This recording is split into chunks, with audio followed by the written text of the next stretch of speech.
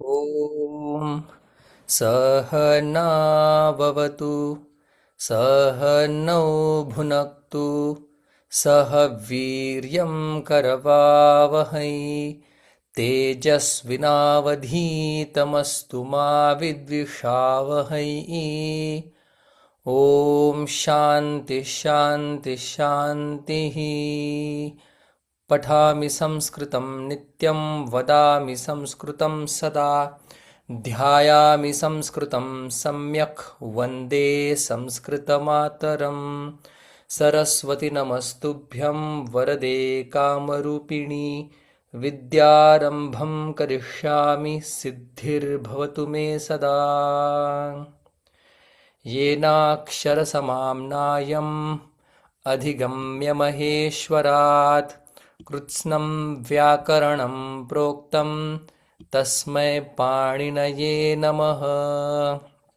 येन धौता गिरः पुंसां विमलैः शब्दवारिभिः तमश्चाज्ञानजं भिन्नं तस्मै पाणिनये नमः। निजंत प्रत्ययांचा आपण अभ्यास करत आहोत. त्यामध्ये निजंत प्रत्ययाचा जो उपांत्य स्वर असतो त्याला उपधा असं म्हणतात. त्याची वृद्धी होत असते असा नियम आपण या पाठीमागच्या पाठामध्ये पाहिला होता. पण काही असे धातू आहेत गम रम क्रम नम शम दम जन त्वर घट व्यत या धातूंबरोबर अच्या जागी आ होत नाही.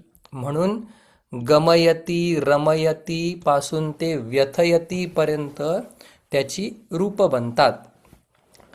काही आकारांत जे धातू आहेत आकारांत त्यांना प लागतो.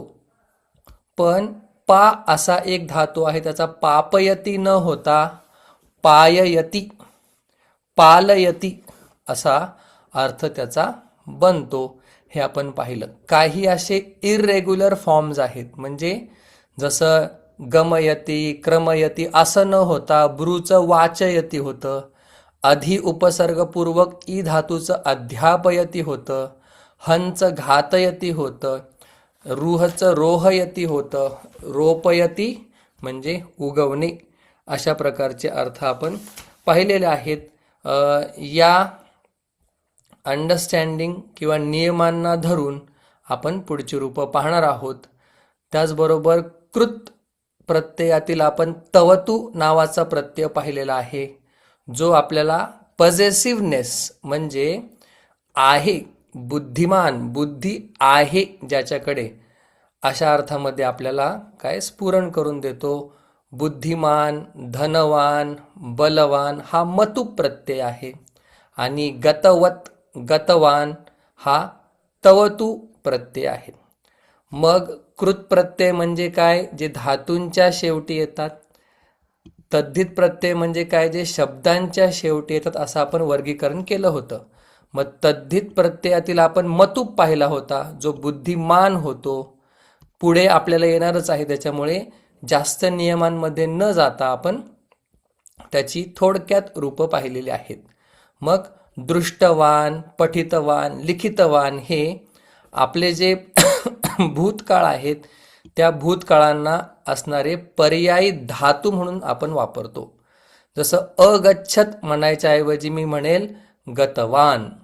आणि हे सगळे धातू किंवा शब्द भगवत या शब्दाप्रमाणे चालतात. भगवान भगवंतौ भगवंतः सातही विभक्त्यांमध्ये आपण पाहिलेला आहे.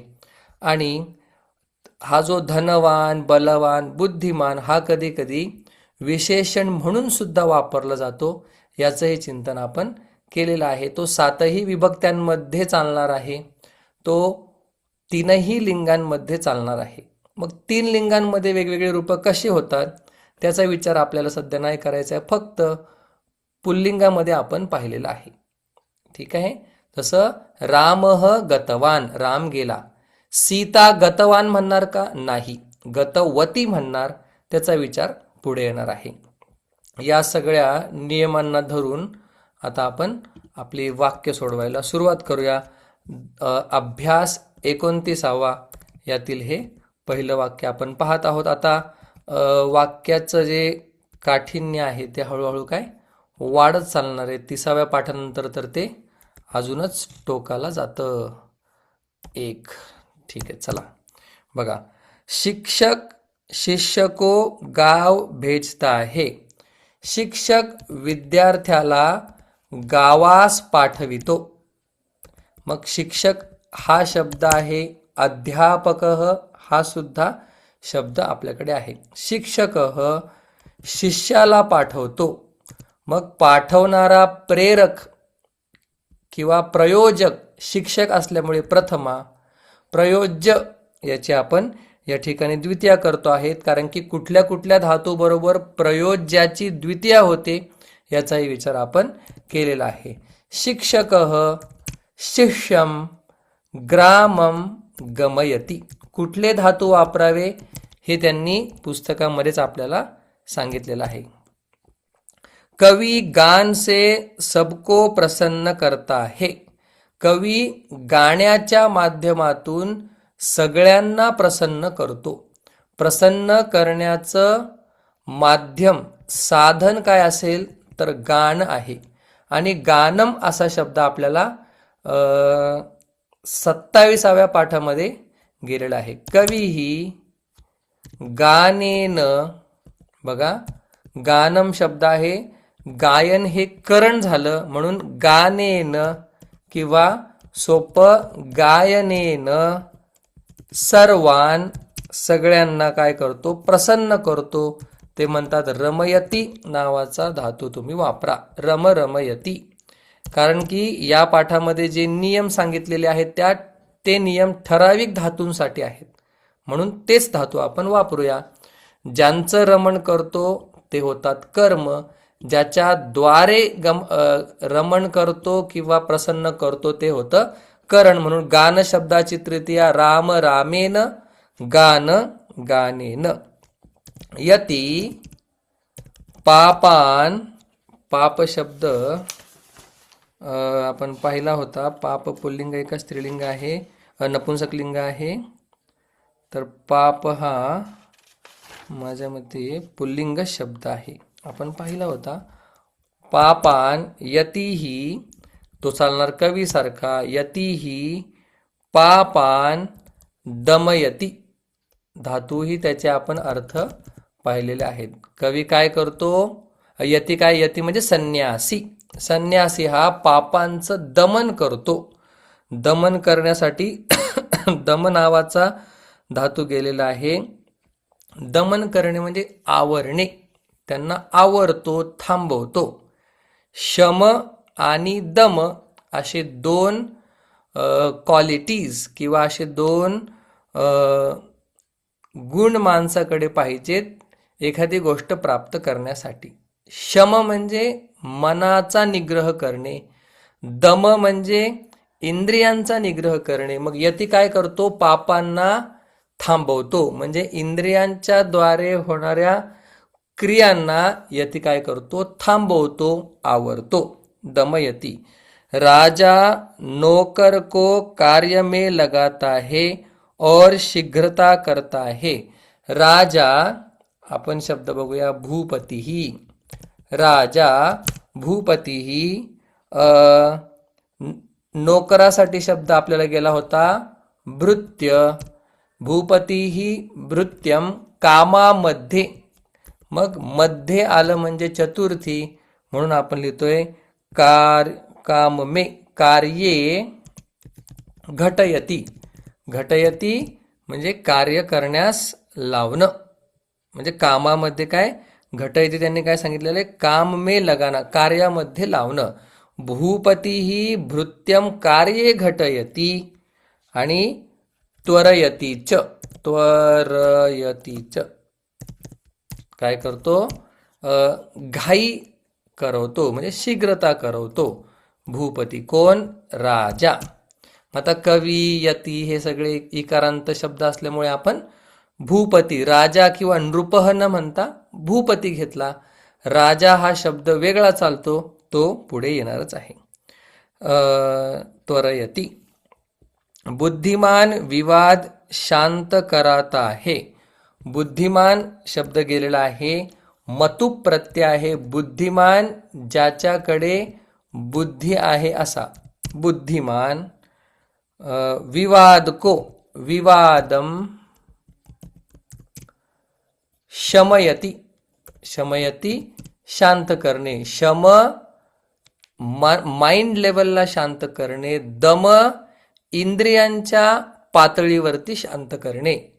दोघांचा अर्थ शांत करणे किंवा आवरणे असाच आहे.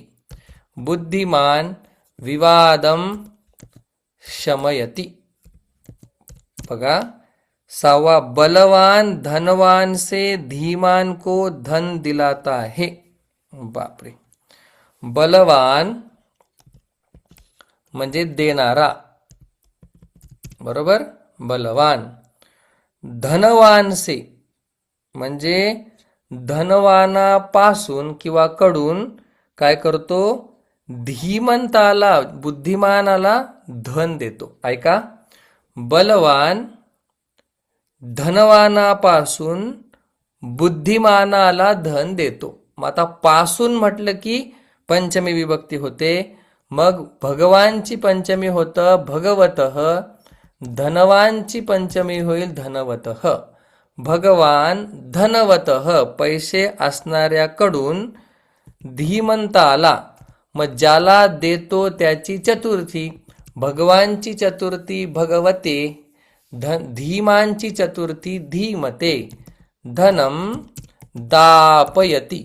जो आकारांत शब्द असतो त्याला प लागतो. अशा प्रकारचा नियम आपण पाहिलेला आहे. गुरु पाच मध्ये एक राहिलंय अर्ध. सबको सुख देता ओ है. सबको सुख देता है. सबको सुख देता है. सर्वान सुखम जनयति. आता या ठिकाणी सर्वेभ्यः येईल का, कारण की देण्याची क्रिया आहे. पण दा किंवा यच्छ अशा प्रकारचा धातू आपण वापरलेला नाहीये, त्याच्यामुळे आपण त्याला द्वितीयामध्येच ठेवूया. सगळ्यांना सुख देतो.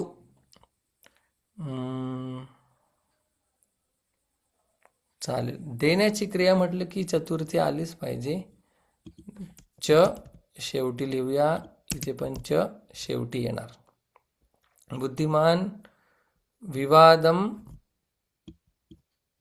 क्षमयति. सर्वान सुखम जनयति. उत्पन्न करतो, देतो. जनयतीचा काय अर्थ सांगितलेला आहे, पैदा करणे किंवा उत्पन्न करणे. त्याच्यामुळे आपण द्वितीयास ठेवूया सर्वांची. जर ददाती यच्छती आला असता तर चतुर्थी आपण केली असती. गुरु शिष्य से, हा तेच म्हटलं, जर ददाती किंवा यच्छती आलं असतं तर आपण काय म्हटलं असतं, सर्वेभ्य. पण इथं उत्पन्न करतोय, त्याच्यामध्येच आहे सुख. असणारच सुख उत्पन्न करतोय, तो देत नाहीये. बघा, असणारच सुख तो उत्पन्न करतोय. आतमध्येच आपल्या सुख आहे, तेच उत्पन्न करतोय. म्हणून आपण सर्वान म्हटलं, सगळ्यांना, सगळ्यांमध्ये सुख उत्पन्न करतो. आता हे मराठीमध्ये झालं. सबको सुख देता है हिंदीमध्ये झालं. सर्वान सुखम जनयति संस्कृतमध्ये. सर्वे ददाती असतं तर आपण सर्वेभ्यः केलं असतं. उदाहरण वाक्यामध्ये सुद्धा आपल्याला काय जनयति हे पाहायला भेटत नाही, त्याच्यामुळे आपण त्याला कस्यापि दुःखम न जनयति, बरोबर आहे. द्वितीय विभक्तीच त्या ठिकाणी आपण सर्वांची घेऊया, पाहिजे तर अंडरलाईन करतो. सर्वेभ्यः कधी येईल, ज्यावेळी आपण यच्छती किंवा ददाती वापरू त्यावेळी. गुरु शिष्य से पुस्तक यहाँ रखवाता है. गुरु शिष्य से, शिष्याद्वारे. गुरु शिष्येण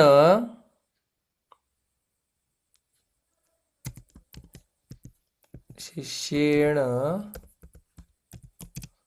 पुस्तकम रखवाता है अत्र यहाँ येथे धापयती. गुरु शिष्याच्या द्वारे पुस्तक ठेवण्याची क्रिया करणारं करण कोण आहे? शिष्य आहे. म्हणून शिष्येण किंवा त्या धापयती बरोबर द्वितीया वापरावी असं काय आपल्याला धातू मागे गेला नाही. म्हणून ज्याच्या द्वारे करवतोय त्याची आपण तृतीया विभक्ती केली. धापयती. अत्र पुस्तकम धापयती. गुरुः शिष्येण अत्र पुस्तकम अत्र धापयती किंवा अत्र पुस्तकम धापयती, दोन्हीही योग्य आहे. ओके. शिष्य उन्हें रखता है. शिष्य तानी, कारण की पुस्तकांविषयी बोलतात. पुस्तकम नपुंसकलिंग शब्द आहे म्हणून शिष्य तानी स्थापयते. हे थोडंसं लक्षात घेण्यासारखं आहे. बघा, पुस्तक गुरु शिष्याद्वारे पुस्तक ठेववितो आणि शिष्य त्यांना ठेवतो म्हणजे पुस्तकांना ठेवतो. पुस्तक म्हटल्यानंतर तत् ते ताणी नपुंसकलिंग असल्यामुळे शिष्य ताणी स्थापयती त्यांनी दिलेलं आहे. आता थोडंसं ट्विस्ट आपल्या याच्यामध्ये येते. धीमान आता लोट लकारामध्ये आपण वळतोय. बघा, धीमान अध्ययन में समय बितावे म्हणजे बुद्धिमान माणसांनी अभ्यासामध्ये वेळ घालवावा.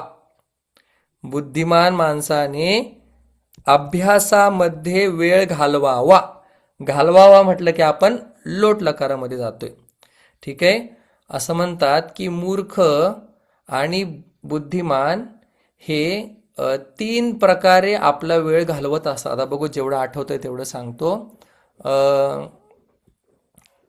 काव्य शास्त्र विनोदेन कालो गच्छति धीमताम. ठीक आहे. म्हणजे जो बुद्धिमान आहे तो काय करतो? काव्य, एकतर तो रामायण महाभारत वाचतो, भागवत वाचतो. त्याचा वेळ कसा जातो? काव्यशास्त्र किंवा वेदांत शास्त्र, पूर्वमीमांसा शास्त्र, उत्तरमीमांसा शास्त्र यासारख्या शास्त्रांचा अभ्यास करतो आणि विनोदेन आनंदाने वेळ घालवतो. आनंदाने वेळ घालवतो. पण मूर्ख काय असतो? मूर्ख 3 प्रकारे आपला वेळ घालवतो.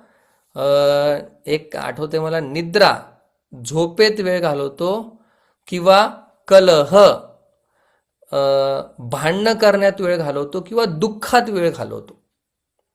जे झालंय त्याच्याविषयी दुःख करत राहतो आणि त्याचा वेळ जातो. बघा, व्यसनेन तु मूर्खानाम म्हणजे व्यसन म्हणजे दुःख. या ठिकाणी व्यसन म्हणजे आपल्याला माहित असलेलं व्यसन नाही, दुःखामध्ये त्याचा वेळ जातो. ठीक आहे. काव्यशास्त्र विनोदेन कालो गच्छति धीमताम व्यसनेन तु मूर्खानाम निद्रा कलहेन वा, झोपेमध्ये किंवा याच्यामध्ये. मग आपण कशात वेळ घालवतो याच्यावरून आपण ठरेल की आपण बुद्धिमान आहोत की अदरवाईज. धीमान अध्ययने समय बितावे समयम यापयतु. आता या ठिकाणी लोट लकारामध्ये जाते. धीमान अध्ययनामध्ये वेळ घालवो. वेळ आवडतं गोष्ट असल्यामुळे आपण त्याला द्वितीय विभक्ती केली. कर्तुहु इप्सिततमम कर्म असं आपण आधी पाहिलं होतं 2-3 धड्यामध्ये. पुढे सांगतात पुत्र को जल पिलाओ. मग आता आपण या ठिकाणी भवान पुत्रम जलम, पा धातूचं काय होतं? तसं पिबती होतं, पण आता याचा पाययतु. ठीक आहे. आणि पालयतु रक्षण करण्यासाठी, पाययतु पिण्यासाठी. पा धातू आहे. घा घ्रा, पा, स्था, मा हे एका प्रकारचे एका ओळीतले हे धातू आहेत. राजासे राज्य का पालन करावो. मग आता इथं पुन्हा आपण भवान घेतोय. आपण राजासे राजाकडून राज्याचं पालन करवावं किंवा करावं. आपण राजाद्वारे राज्याचं पालन करावं. तुम्ही स्वतः करू नका, राजाच्या द्वारे करा. मग भूपतीना, करण कोण आहे? कार्य करणारा राजा आहे म्हणून भूपतीना. भवान भूपतीना राज्यम पालयतु. ठीक आहे. पालयतु रक्षण करणे. पिबतु किंवा पाययतु पिणे अशा प्रकारचा अर्थ आहे. बालक को स्नान करावो. मग पुन्हा एकदा भवान बालकम स्नापयतु. बघा दा धा स्था या स्नापयतु. का तर या ठिकाणी सगळीकडे काय आहेत?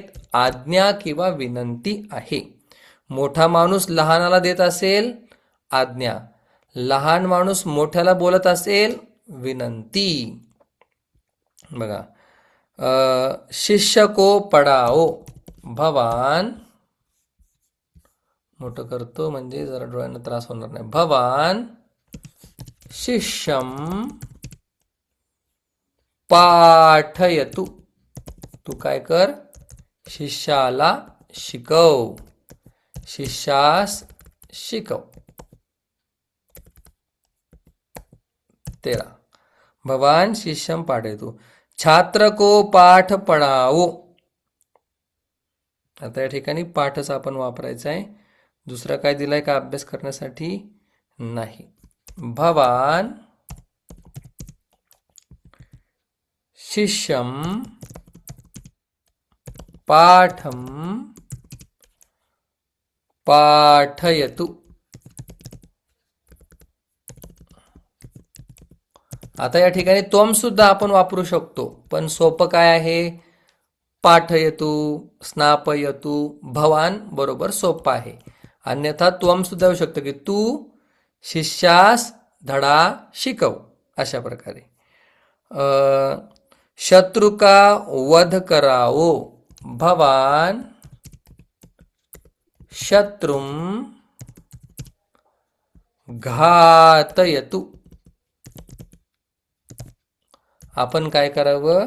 शत्रूस काय मारावं. वृक्ष को लगावो. पुन्हा एकदा आपण किंवा तू झाडास लाव असंही म्हणू शकतो आपण. वृक्षोंको बहुवचन आहे, तू झाडांना लाव असं पण म्हणू शकतो. किंवा सोपं हे आहे भवान आपण, कारण की या पाठामध्ये भगवत शब्द दिलेला आहे, त्याच्या बाजूलाच भवान सुद्धा दिलेला आहे. भवान वृक्षान कर्म असल्यामुळे द्वितीय विभक्ती बहुवचन. वृक्षान रोपयतु. रोपयतु रोपयतु रोपयतु. 16 आता इथून वेगवेगळे धातू चालू होतात. आपल्याला गरज पडणार आहे अष्टाध्यायीची. हन नावाचा धातू आहे, हन. त्याची आपल्याला रूप पाहावं लागणार आहेत. हन, हन हंती अशा प्रकारचा धातू आहे. हिंसा गत्योहो वेगवेगळ्या अर्थामध्ये हंती अशा प्रकारे. बघा वह शत्रु को मार. आता पुन्हा एकदा सरळ साधी वाक्य. वह सह शत्रु को एकच आहे. शत्रुम हंती, तो काय करतो? शत्रूस मारतो. हन धातू हंती. 17 मोठं वाक्य. तू भी शत्रु को मारता है.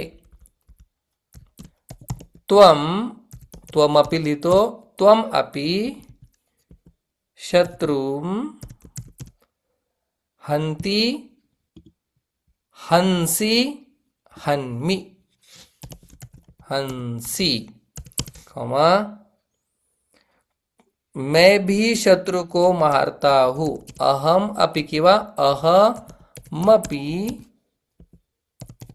शत्रुम हन्मि हंती हमसी हन्मि थोडा वेगळा चालतो हा. कुठल्या गणातला धातू आहे हा? दुसऱ्या. द्वितीय गणातले जवळजवळ बरेचसे धातू काय होतात? वेगवेगळे चालतात. बघा या ठिकाणी निजंत वगैरे काय नाही, सरळ सरळ साधी वाक्य आहेत. तो शत्रूस मारतो, मी शत्रूस मारतो, मी सुद्धा शत्रूस मारतो, तू सुद्धा शत्रूस मारतो. शत्रुम हंती. 17 राजा ने शत्रु को मारा, तूने चोर को मारा, मैंने दुष्ट को मारा. आता वर्तमान काळातून ते गेलेले आहेत भूतकाळामध्ये. राजाने शत्रूला मारलं. राजा किंवा नृपः म्हणूया आता. नृपः शत्रुम. आता मारा म्हणजे काय आहे? भूतकाळ आहे. मग भूतकाळ म्हटल्यानंतर हन धातूचा आपल्याला कुठला लकार बघा लागणार आहे? लंग लकार. बघा अहन अहन अहनम. आता मध्यम पुरुषाचं आणि प्रथम पुरुषाचं एकच रूप यांनी आपल्याला सांगितलेलं आहे. नृपः शत्रुन अहन मारतो. बघा हन धातू अहन अहन आणि अहनम. राजा शत्रूला मारतो. राजाने शत्रूला मारलं. सगळं भूतकाळामध्ये आहे. तूने त्वम चोरम अहन. त्वम असलं तरी अहनच त्याचं रूप बनतं. मैंने दुष्ट को, मी दुष्टास मारलं. अहम दुष्ट शब्द गेला होता. दुष्टम अहनम. थोडंसं आता हे आपल्याला थोडं थोडं लक्षात ठेवायला लागणार आहे. हन धातू 10वीच्या परिपुस्तकामध्ये सुद्धा तो हन धातू येतो. परीक्षेला पाठ करायला सुद्धा लागतो. वह चोर को मारेगा. आता गेलं भविष्य काळामध्ये. सह सह चोरम हनिष्यति. आता हे सोपं आहे. पण बाकी काही काही रूप काय आहेत बघा. हनिष्यति हनिष्यसी हे आपल्याला माहितीच आहे. इष्यती लावायचं. सह चोरम हनिष्यति. नंतर तू उसे मारेगा. त्वम त्याला त्यास. तम हनिष्यसी. मैं उसे मारूंगा. अहम तम हनिष्यामि. सोप. तम लक्षात ठेवण्यासारखं आहे. सह तो, तम त्याला, तेन त्याच्याद्वारे, तस्मै त्याच्यासाठी, तस्मात त्याच्यापासून, तस्य त्याचा, तस्मिन त्याच्यामध्ये. म्हणून तम या ठिकाणी त्याला अशा प्रकारचा शब्द आलेला आहे. वह दुष्ट का वध करे. आता गेलं पुन्हा लोट लकारामध्ये. फ्युचर झाला आता पुन्हा लोट लकार. तो वह सह दुष्टम हन धातू. आता लोट लकारामध्ये आपण काय एकच त्याने दिलेला आहे हंतु. सह दुष्टम हंतु. त्याने दुष्टास माराव. सह दुष्टम हंतु. आता सोपं सोपं जे द्वितीय गणातले धातू या पाठामध्ये आलेले आहेत त्यांचा विचार आपल्याला करायचा आहे. वह मुझको जानता है. सह मला, तो मला जाणतो. विद वेत्ती, सह माम वेत्ती, तो मला जाणतो. आता हा गीतेमध्ये बऱ्याच वेळा धातू आलेला आहे. मैं उसे जानता हूं, सांगता येईल. माम मला, उसे त्याला, अहम तम वेद्मी. एकदा बघूया. विद धातू जाणण्यासाठी मागील पाठामध्ये सांगितलं होतं की याच धातूला घेऊन काय वेद असा शब्द झालेला आहे बघा. वेद्मी, अहम आलं की वेद्मी, वेत्ती, वेत्सी, वेद्मी. दोन दोन रूप आपल्याला पाहायला मिळतात. एक एक जे प्रचलित रूप आहे तेवढंच आपल्याला पाहायचं आहे. सह माम वेत्ती, अहम तम वेद्मी, मी त्याला जाणतो. विद धातू वापरायचा आहे हे त्यांनी आपल्याला सांगितलेलं आहे. च वगैरेचं काय त्यांनी वापर केलेला नाही. वह हिमालय पर्वत पर जाता है. सह तो हिमालयास जातो. हिमालयम जातो याती, सह हिमालयम याती, तो हिमालयास जातो. तो हिमालयावर जातो. पण आता या ठिकाणी जाण्याची क्रिया असल्यामुळे गती, गत्यर्थक द्वितीया या नियमाला अनुसरून आपण हिमालये न म्हणता, हिमालयावर असं न म्हणता हिमालयास जातो असं आपण म्हटलेलं आहे. का तर ज्या ज्या ठिकाणी गती असते त्या त्या ठिकाणी काय द्वितीय विभक्ती होत असते. तसं अहम विद्यालयम गच्छामी, मी विद्यालयास जातो. अहम वनम गच्छामी, जरी आपण वनाकडे चाललो असलो तरी काय वनम गच्छामी, कारण की आवडती वस्तू, व्यक्ती आणि ठिकाण यांच्याबरोबर द्वितीय विभक्ती होते. वायू चालतो. वायू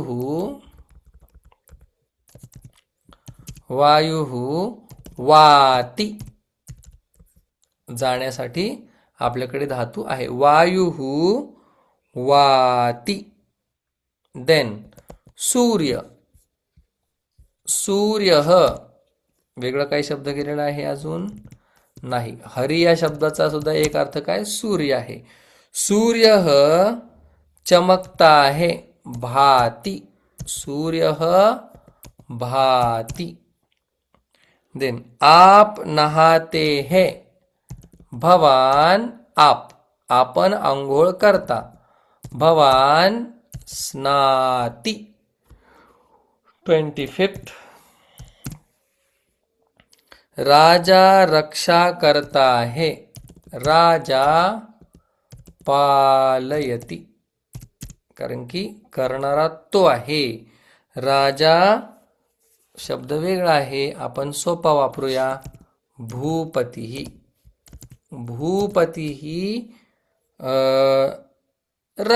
पालयती, रक्षा करतो.